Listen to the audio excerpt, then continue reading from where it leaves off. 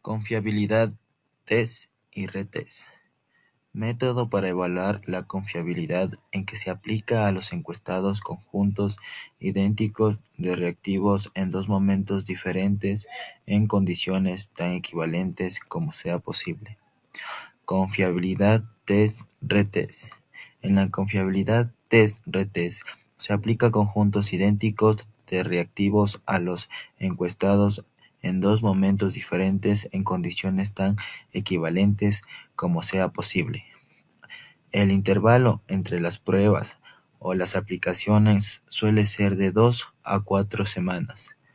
Para determinar el grado de similitud entre las dos mediciones se calcula un coeficiente de correlación. Véase el capítulo 17. Cuanto más alto sea el coeficiente de correlación, mayor será la confiabilidad. Hay muchos problemas asociados con el método de retest para determinar la confiabilidad. Primero, es sensible al intervalo entre las pruebas. Si las demás condiciones permanecen iguales, cuanto mayor sea el intervalo, menor será la confiabilidad.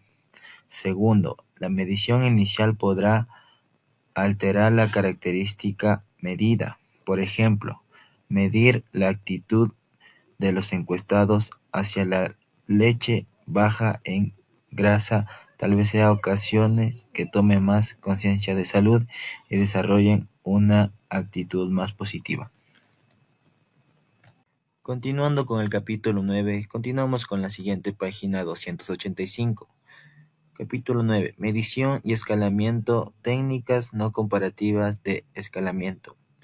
Hacia ese producto tercero, quizá resultante imposible hacer mediciones repetidas. Por ejemplo, cuando el objetivo de la investigación es indagar la reacción inicial del encuestado hacia un producto nuevo. Cuarto, la primera medición puede tener un efecto de arrastre en la medición posteriores, como cuando los encuestados tratan de recordar las respuestas que dieron la primera ocasión. Quinto, es posible que las características medidas cambien entre las mediciones. Por ejemplo, la información favorable sobre un objeto durante el periodo comprendido entre las mediciones puede hacer que la actitud del encuestado sea más positiva. Por último, el coeficiente de confiabilidad test-retest puede ser inflado por la correlación de cada reactivo consigo mismo. Estas correlaciones tienden a ser mayores que las correlaciones entre los diferentes reactivos de la escala a través de las aplicaciones. Así es posible tener correlaciones altas test y retest debido a las altas correlaciones entre los mismos reactivos, medidos en diferentes momentos, aunque las correlaciones entre los diferentes reactivos de la escala sean bastante bajas. Debido a estos problemas, es mejor aplicar el enfoque test-retest en un conjunto con otras técnicas como el de las formas alternativas. Confiabilidad de formas alternativas. Enfoque para evaluar la confiabilidad que requiere que se construyan de forma equivalentes de la escala y que los mismos encuestados sean medidos en dos momentos diferentes. Confiabilidad de las formas alternativas. En la confiabilidad de formas alternativas se construyen de formas equivalentes de la escala. Se mide a los mismos encuestados en dos momentos distintos, por lo regular con 2 o 4 semanas de distancia, y en cada ocasión se aplica una forma diferente de la escala. Para evaluar la confiabilidad se correlacionan las puntuaciones obtenidas al aplicar las fórmulas alternativas de la escala. Este enfoque tiene dos problemas importantes. Primero, elaborar una forma equivalente de la escala consume tiempo y dinero. Segundo, es difícil construir dos formas equivalentes de una escala. Las dos formas deben ser equivalentes con respecto al contenido, en un sentido estricto. Esto supone que los conjuntos alternativos de los reactivos de la escala deberían tener las mismas medias, variancias e interrelaciones, pero aún así satisfacen esas condiciones, es probable que las dos formas no sean equivalentes en el contenido. Por esa razón, una correlación baja puede reflejar tanto una escala no confiable como formas no equivalentes. Confiabilidad de la consistencia interna. Método para evaluar la consistencia interna del conjunto de reactivos cuando varios reactivos son sumados para obtener una clasificación total de la escala. Confiabilidad de la consistencia interna. La confiabilidad de la consistencia interna se emplea para evaluar la confiabilidad de una escala en la cual se suman varios reactivos para obtener una clasificación total. En una escala de este tipo, cada reactivo mide algún aspecto del constructo, medido por escala completa, y los reactivos deben ser consistentes en lo que indica acerca de las características. Esta medida de confiabilidad se enfoca en la consistencia interna del grupo de reactivos que componen la escala. Confiabilidad de división por mitades. Forma de confiabilidad de consistencia interna en la cual los reactivos que construyen la escala se dividen en dos mitades y se correlacionan las puntuaciones resultantes de cada mitad. La forma más sencilla de medir la consistencia interna de la confiabilidad de división por mitades: los reactivos de la escala se dividen en dos mitades y se correlacionan en las puntuaciones resultantes de cada mitad. Una alta correlación entre las mitades indica una alta consistencia interna. Los reactivos de la escala pueden dividirse en mitades con base en la numeración par o no de los reactivos, o bien de manera aleatoria.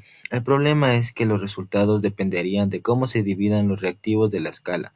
Para solucionar este problema suele emplearse el coeficiente alfa. Coeficiente alfa, medida de confiabilidad de consistencia interna, que es el promedio de todos los coeficientes posibles de división por mitades que resultan de las diferentes divisiones de los reactivos de la escala.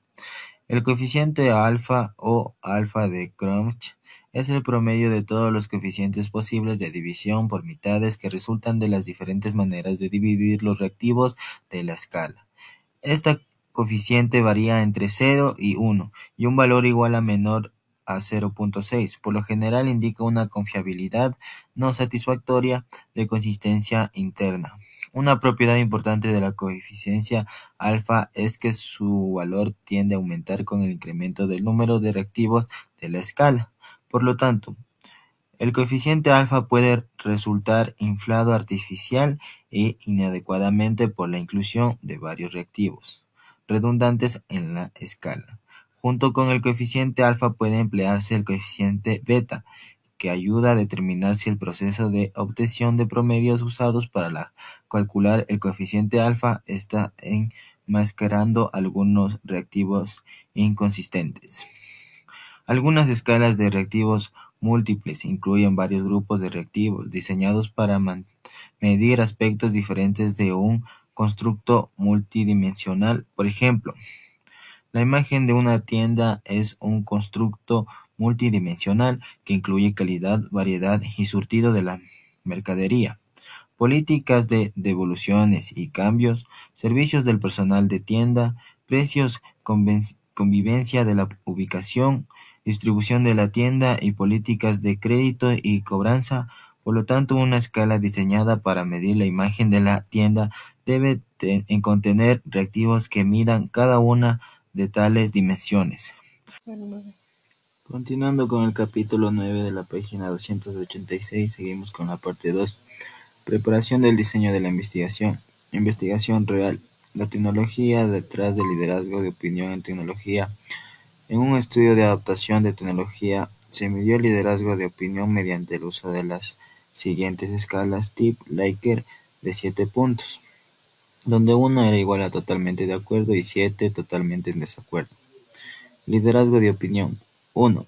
Parece que a las otras personas no les interesa mi opinión sobre los productos de hardware y software. 2. La gente pide mi consejo cuando decide adoptar productos hardware o software. 3. Es raro que la gente se apoye en mis sugerencias para seleccionar productos de hardware o software. 4. A menudo convenzo a otros de que adopten productos de hardware o software que me gustan. 5. Es raro que la gente me pida consejos para elegir productos de hardware o software. 6. A menudo influye en la opinión de otras personas acerca de los productos de hardware o software. El valor alfa para el liderazgo de opinión fue de 0.88, lo que indica una buena consistencia interna. Se encontró que los primeros en adoptar productos de tecnología suelen ser hombres jóvenes que son líderes de opinión, buscan información novedosa y tienen mucha experiencia con las computadoras. Las campañas de tecnología de la información como Microsoft necesitan asegurar una reacción positiva de quienes adoptan primero los productos y deben enfocar sus esfuerzos de marketing en estos individuos en la etapa de lanzamiento de un producto. Validez: grado en que la diferencia en las puntuaciones obtenidas en la escala reflejan diferencias verdaderas entre los objetos en las características medidas más que errores sistemáticos o aleatorios. Validez: la validez de una escala se define como el grado en que las diferencias en las puntuaciones obtenidas con la escala refleja diferencias verdaderas entre los objetos en la caracterización medida. En lugar de error sistemático o aleatorio, la validez perfecta requiere que no haya error de medición. X0 es igual a xb más xa igual a 0.xs igual a 0. Los investigadores pueden evaluar la validez del contenido, la validez del criterio o la validez del constructo. Validez del contenido. Tipo de validez llamado en ocasiones validez aparente, que consiste en una evaluación subjetiva pero sistemática de la representatividad del contenido de una escala para la tarea de medición actual. Validez del contenido. La validez del contenido, que en ocasiones se conoce como validez aparente, es una evaluación subjetiva pero sistemática de que también representa el contenido de la escala, la tarea de medición en cuestión. El investigador o alguien más examina si los reactivos de la escala cubren adecuadamente todo el dominio del constructo que se está midiendo. Así, una escala diseñada para medir la imagen de una tienda se considera inadecuada si omite cualquiera de las dimensiones principales como calidad, variedad y surtido de la mercancía. Dada su naturaleza subjetiva, la validez del contenido por sí sola no es suficiente para medir la validez de una escala, aunque ayuda en la interpretación de sentido común de las clasificaciones de la escala. Mediante el examen de la validez del criterio se obtiene una evaluación más formal. Validez del criterio. Tipo de validez que examina la escala de medición de desempeño según lo esperado en la relación con las otras variables seleccionadas como criterios significativos. Validez del criterio. La validez del criterio refleja si una escala se comporta como se esperaba en relación con otras variables seleccionadas como criterios significativos. Variables de criterio. Las variables de criterio pueden incluir características demográficas y psicográficas, medidas actitudinales y conductuales o puntuaciones obtenidas a partir de otras escalas. Según el periodo implicado, la validez del criterio adopta una de dos formas: validez concurrente y predictiva. La validez concurrente se evalúa cuando se recaban al mismo tiempo los datos de escala probada y de las variables de criterio. Para evaluar la validez concurrente, el investigador puede desarrollar formas breves de instrumentos estándar de personalidad. Los instrumentos originales y las versiones cortas se aplican al mismo tiempo a un grupo de encuestados y se comparan los resultados. Para evaluar la validez predictiva, el investigador reúne datos sobre la escala en un punto en el tiempo y datos sobre las variables del criterio en un momento posterior. Por ejemplo, podrían usarse las actitudes hacia las marcas de cereal para predecir las compras futuras de cereales de los miembros de un panel de exploración. Se obtienen los datos actitudinales de los miembros del panel, y luego se sigue la trayectoria de sus compras con datos del escáner. Para evaluar la validez predictiva de la escala actitudinal, se comparan las compras reales y las pronosticadas. Capítulo 9: Medición y escalamiento. Técnicas no comparativas de escalamiento. Validez del constructo. La validez del constructo se refiere a la cuestión de qué constructo o característica mide la escala. Al evaluar la validez del constructo, el investigador intenta responder: Preguntas teóricas acerca de por qué funciona la escala y qué deducciones pueden hacerse en relación con la teoría subyacente. Por lo tanto, la validez del constructo requiere de una teoría sólida, de la naturaleza del constructo medido y de cómo se relaciona con otros constructos. La validez del constructo es el tipo de validez más complejo y difícil de establecer. Como muestra la figura 9.5, la validez del constructo incluye la validez convergente, discriminante y nomológica. La validez convergente es el grado en que la escala se correlaciona positivamente con otras medidas del mismo constructo. No es necesario obtener todas esas medidas usando las técnicas convencionales de escalamiento. La validez discriminante es el grado en que una medida no se correlaciona con otros constructos de los que se supone debe diferir. Implica la demostración de la falta de correlación entre los diferentes constructos. La validez nomológica es el grado en que la escala se correlaciona del modo pronosticado por la teoría con medidas de constructos diferentes, pero relacionados. Se formula un modelo teórico que lleva a otras deducciones, pruebas e inferencias.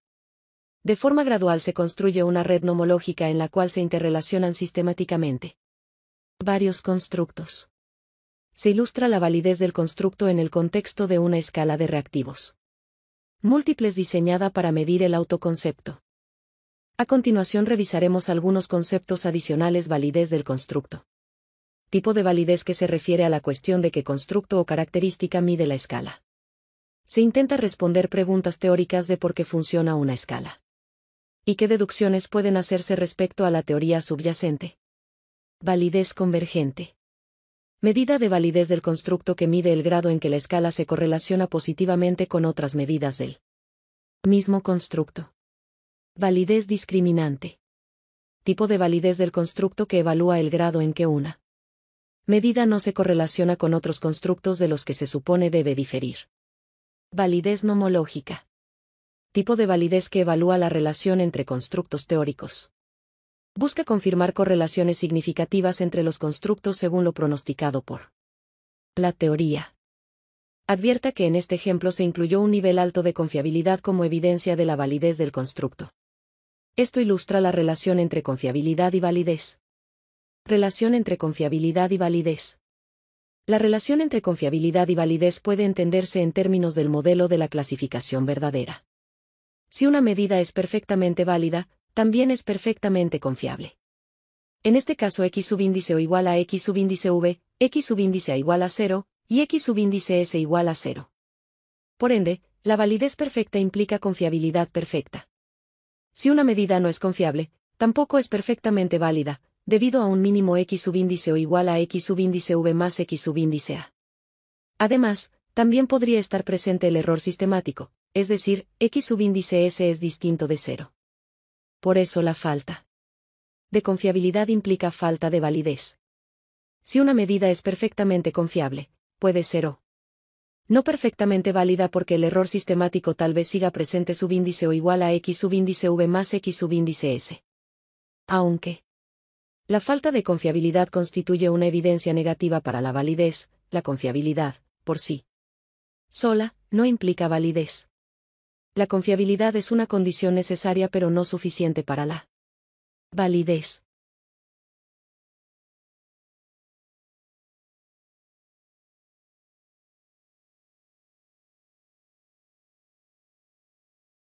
La capacidad de generalización se refiere al grado en que las observaciones con que se cuenta son aplicables a un universo. El conjunto de todas las condiciones de medición sobre las cuales el investigador desea generalizar constituyen el universo de generalización. Estas condiciones incluyen reactivos, entrevistadores, situaciones de observación, etc. Un investigador quizá desee generalizar una escala desarrollada para usarse en entrevistas personales a otros modos de recolección de datos, como las entrevistas telefónicas o por correo. Asimismo, tal vez alguien quiera generalizar de una muestra de reactivos al universo de reactivos, de la muestra de momentos de medición al universo de momentos de medición, de una muestra de observadores a un universo de observadores y así sucesivamente.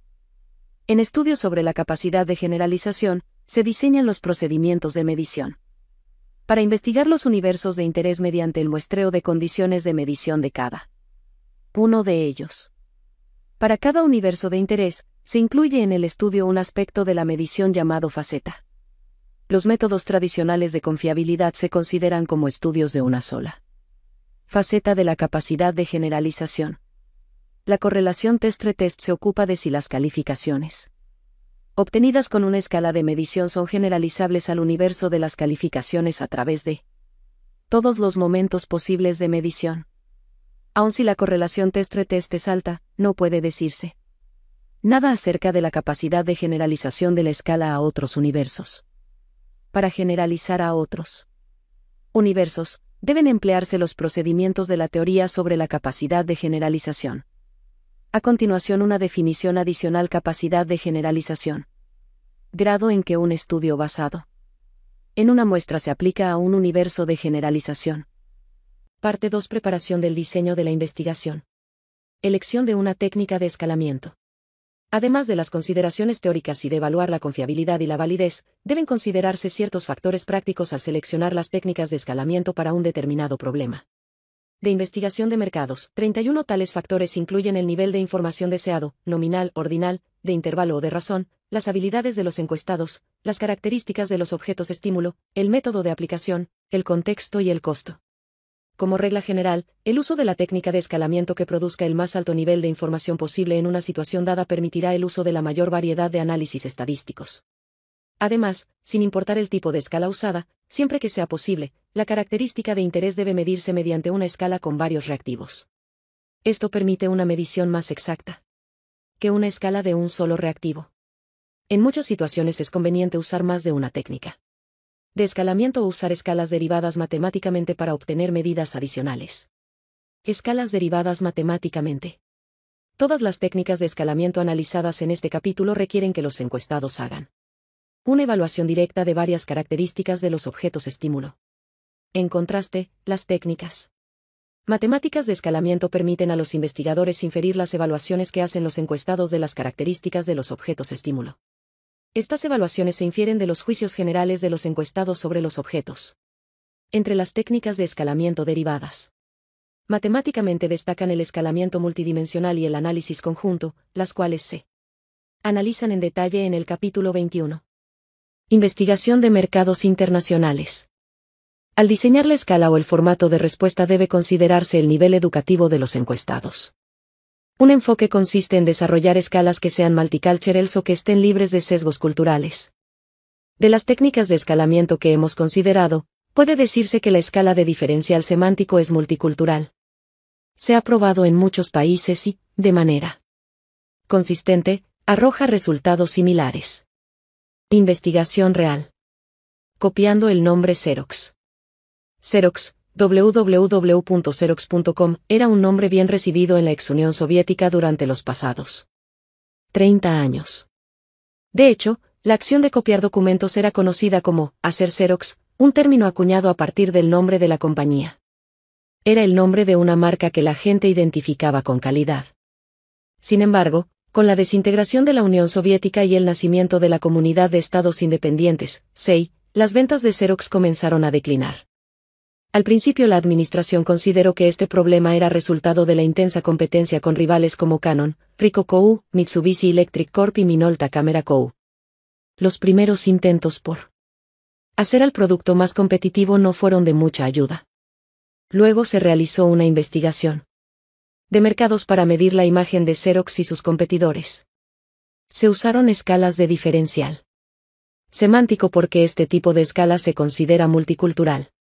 Las etiquetas bipolares fueron probadas cuidadosamente para asegurar que tuvieran el significado deseado en el contexto y el idioma ruso. Los resultados del estudio revelaron que el problema real era una creciente percepción negativa de los clientes rusos hacia los productos de Xerox. ¿Qué podía haber salido mal? El problema no era con Xerox, sino con varios productores independientes de máquinas copiadoras que violaron ilegalmente los derechos de la marca registrada de Xerox. Con la desintegración de la Unión Soviética, no era clara la protección de estas marcas registradas y seguían aumentando las violaciones a la marca. Como resultado, los consumidores desarrollaron la idea errónea de que Xerox estaba vendiendo productos de mala calidad. Entre otras acciones, Xerox inició una campaña corporativa en las cadenas nacionales de radio y televisión rusas, así como en los medios impresos de circulación local. La campaña enfatizaba la posición de liderazgo de Xerox en los países de la Commonwealth, donde las exigencias de calidad son muy altas. Este fue un paso positivo para eliminar ideas falsas de los consumidores rusos sobre Xerox. La empresa también registró por separado su marca en cada república, lo que le permitió ver que sus ganancias aumentaban considerablemente en Rusia y otros países de la Comunidad de Estados Independientes. En 2005, Xerox Corporation era una empresa de servicios y tecnología de 15.700 millones de pesos, que ayudaba a los negocios a hacer uso de estrategias de Smarter Documents Management MR y a encontrar mejores maneras de trabajar. Aunque el diferencial semántico funcionó bien en el contexto ruso, un enfoque alternativo. Escalas que usen una norma cultural autodefinida como base de referencia. Por ejemplo, puede pedirse a los encuestados que indiquen su posición y su punto de anclaje en relación con un conjunto de estímulos específicos a la cultura. Este enfoque es útil para la medición de actitudes que se definen en relación con normas culturales, por ejemplo, actitud hacia los roles matrimoniales. Al desarrollar formatos de respuesta, las escalas de clasificación verbal parecen ser las más adecuadas. Incluso a los encuestados con menos educación les resulta fácil entender y responder las escalas verbales. Debe prestarse especial atención a la determinación de los descriptores verbales equivalentes en idiomas y culturas diferentes. Los puntos extremos de la escala son particularmente propensos a interpretaciones diversas. En algunas culturas el número 1 se interpreta como lo mejor, mientras que en otras se interpreta como lo peor, sin importar cómo se haya elaborado la escala. Es importante que los extremos de la escala y los descriptores verbales se empleen de un modo que sea congruente con la cultura. Por último, en la investigación de mercados internacionales es indispensable establecer la equivalencia de las escalas y medidas usadas para obtener datos de diferentes países. Este tema es complejo y se analiza con detalle en el capítulo 23. Capítulo 9. Medición y escalamiento, técnicas no comparativas de escalamiento. La ética en la investigación de mercados. El investigador tiene la responsabilidad ética de usar escalas cuya confiabilidad, validez y capacidad de generalización sean razonables. Los hallazgos generados por escalas que no son confiables, válidas o generalizables a la población meta, en el mejor de los casos, son cuestionables y pueden dar lugar a serios problemas éticos. Además, el investigador no debe sesgar las escalas para inclinar los hallazgos en una dirección particular. Esto es fácil de hacer sesgando la redacción de los enunciados, escalas tipo Likert, los descriptores u otros aspectos de la escala. Considere el uso de los descriptores de la escala. Los descriptores usados para enmarcar una escala pueden elegirse para inclinar los resultados en una dirección deseada, por ejemplo, generando una visión positiva de la marca del cliente o una visión negativa de la marca de los competidores. Para proyectar favorablemente la marca del cliente, se pide a los encuestados que den su opinión de la marca en varios atributos usando escalas de 7 puntos ancladas en los descriptores, extremadamente mala, a buena. En ese caso, los encuestados se muestran renuentes a calificar al producto como extremadamente malo. De hecho, los encuestados que piensan que el producto solo es mediocre terminarán dando una respuesta favorable. Pruébelo usted mismo. ¿Cómo calificaría a los automóviles BMW en los siguientes atributos? El cuadro presenta una escala del 1 al 7 utilizada para evaluar 4 atributos de los automóviles BMW. A continuación, se explican los detalles. Confiabilidad, la puntuación comienza en 1, que se describe como horrible, y asciende hasta 7, que corresponde a buena. Desempeño, la escala arranca en 1, descrito como muy malo, y llega hasta 7, considerado bueno. Calidad, aquí, el 1 significa una de las peores, mientras que el 7 equivale a buena. Prestigio, este atributo se evalúa desde 1, que indica muy poco, hasta 7, que se describe como bueno. El día de hoy vamos a hablar sobre una investigación real, la cual el tema es la medición directa de la ética de los vendedores directos. En el ámbito del marketing es crucial que las empresas actúen de manera ética. Esto significa que deben ser transparentes y honestas en sus ofertas y en la forma en que se comunican con los consumidores. Sin embargo, muchas empresas han sido criticadas y multadas por prácticas poco éticas, lo que resalta la importancia de medir la ética en sus operaciones. Denny Hatch propuso la siguiente escala de honestidad para empresas que usan el marketing directo. Esta escala permite a los vendedores autoevaluarse en diferentes aspectos de su conducta. A continuación se presentan algunos ítems de esta escala donde los vendedores deben calificar sus respuestas en una escala del 0 al 5, donde 0 significa muy malo y 5 significa excelente. En la pregunta número 1 tenemos que evaluar la honestidad general, que nos dice, en general mi oferta es, en palabras de Dick Benson, escrupulosamente honesta. Aquí el vendedor evalúa si considera que su oferta es completamente honesta. En la pregunta número 2, evaluamos el orgullo en la oferta, que dice: ¿estaría orgulloso de hacer esta oferta a mi madre o a mi hija? Este ítem mide si el vendedor se siente cómodo y orgulloso de presentar su oferta a sus seres queridos, lo que indica un nivel de confianza en la ética de su propuesta.